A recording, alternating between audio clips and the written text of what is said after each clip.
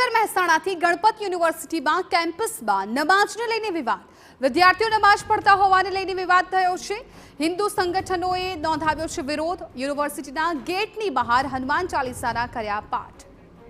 સંવાદદાતા મનીષ મિસ્ત્રી વધુ જાણકારી આપવા માટે જોડાઈ ગયા છે ફોન લાઈન પર. મનીષ, હજી સમગ્ર ઘટના મહેસાણા ખેરવા સ્થિત ગણપત યુનિવર્સિટીની છે કે જે યુનિવર્સિટીમાં એક વિડીયો વાયરલ થયો છે જેમાં એક વિદ્યાર્થી નમાજ પડતો હોય એવું દેખાય છે અને એની અંદર લગભગ એક નહીં પણ 3 જેટલા આવા પ્રકારના સામે આવે છે વિડીયો.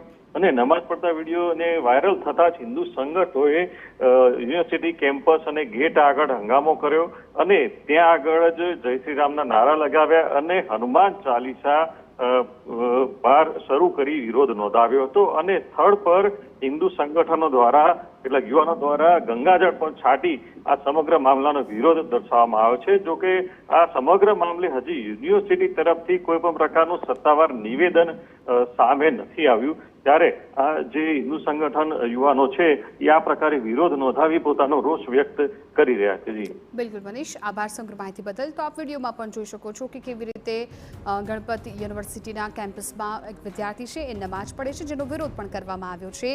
યુનિવર્સિટીની ગેટની બહાર તમામ લોકો ઉમટ્યા, જય શ્રી રામના નારા લગાવ્યા, હનુમાન ચાલીસાના પાઠ કરીને વિરોધ નોંધાવ્યો.